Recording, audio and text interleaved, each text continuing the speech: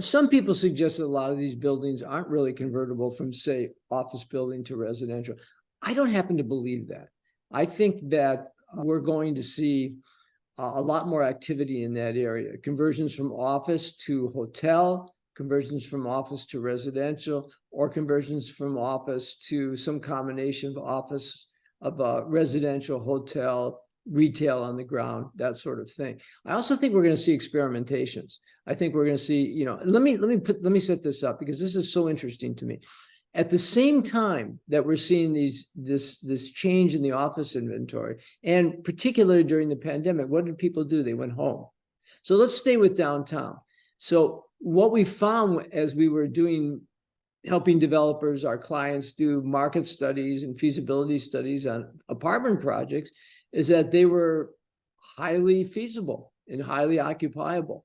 And what people did is they went home to their apartments in downtown and they worked in their apartments. So if you, at the same time where the office buildings were empty during the pandemic, you could walk into any of these high-rise apartment projects, which are almost all full, very few vacancies, paying very high lease rates, frankly, order of magnitude higher per square foot lease rates than in the office market.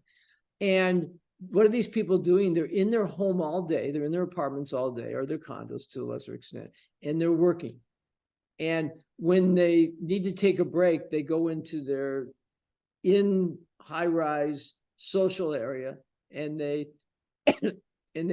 get a cup of coffee, or they stay in their apartment, they get a cup of coffee. My only point is that not only is that aspect sticky, those buildings were full, office buildings empty, but there's no reason to suggest that office buildings can't be converted to de facto residential towers where people do the same thing. They work and they live in the same environment. And maybe we create environments where the office spaces aren't just some corner or some extra bedroom or the kitchen table, but they actually have dedicated large office space where people can actually feel comfortable in their home working in their offices. So my only point is that again, past is not prologue with respect to how people live and work. So the conversion opportunities are really going to be there. It's going to take some time to play out, and there's going to be some risk and some experimentation, but I really think we're going to see some creative things come out of all of this.